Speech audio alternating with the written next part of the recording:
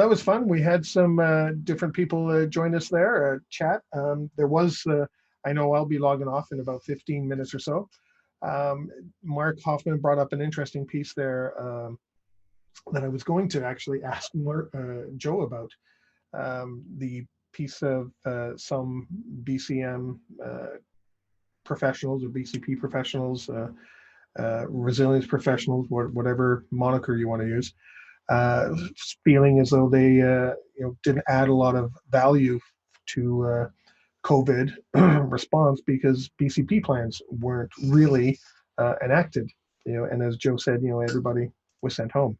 Just a corporate policy, everyone go home.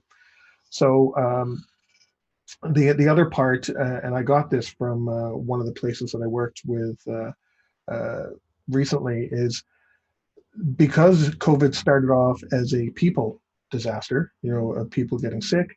HR and executives were kind of took the lead in responding right off the bat and talking and monitoring situations to see what was going on. And BCP, because nothing was enacted, were either just lightly kept in the loop, on the peripheral there, and not brought straight in. That some of them felt, that maybe I'm not needed, which is interesting. It's not so much not needed, but I think that's a little harsh, but not directly involved with the COVID response, because the plans and a lot of the stuff they had worked on, BIAs and risk assessments and all this other stuff that I mentioned when I talked to Joe, really didn't come into play. That nobody pulled out the BIA, no one pulled out their BCP, just everyone go home, and you're going to be working from home. And people logged in, if they didn't, they could receive their laptop or took home their work laptop and just, if they already had that capability, they just continued on.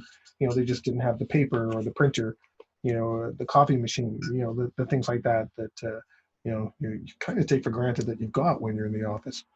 So there's been quite a few people that have felt like that, and I know the last place I worked, the few people working in business continuity felt the same way. All the communications weren't coming from, business continuity. They weren't coming from crisis management. They were coming from, the chief uh, chief human resources officer, CHRO, right? Chief human resource officer. They were coming through that way.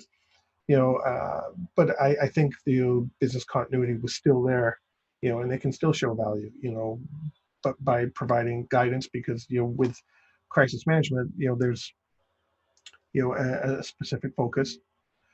Business continuity can look beyond just crisis management. They can look at the other impacts that are out there and the other risks that are out there, some of the dependencies, that they're knowledgeable about. So I think, as struggle as it is for some, to show their value, I think, let's turn that around and, give this, as Cheyenne said, there are some positive signs coming. Let's, and I said it even earlier on, about some changes in the industry. Let's take this as an opportunity to really take a new step with the industry, to different ways of doing things, embracing change. There, if you make oatmeal cookies, you could find 10 different recipes on how to do that. The end result is still the same, an oatmeal cookie.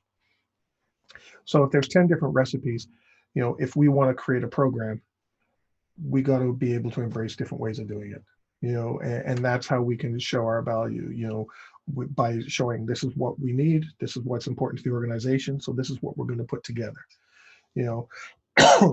starting to lose the voice again. And, we can show that value and I said, big thick binders, isn't the way of showing value. We're just showing that we're able to print paper, write documents. But working with, and learning and building upon what we've been doing with crisis management and with COVID, especially right now, we can get there. and we can make some of these, help some of these people who feel, as though they're not providing value, that they really are. Because the crisis management piece, in many cases, the business continuity person, continuity manager, whatever the case, is involved with that crisis management stuff anyway. But a lot of people wouldn't know that because they see crisis management, business continuity. But business continuity and crisis management work together.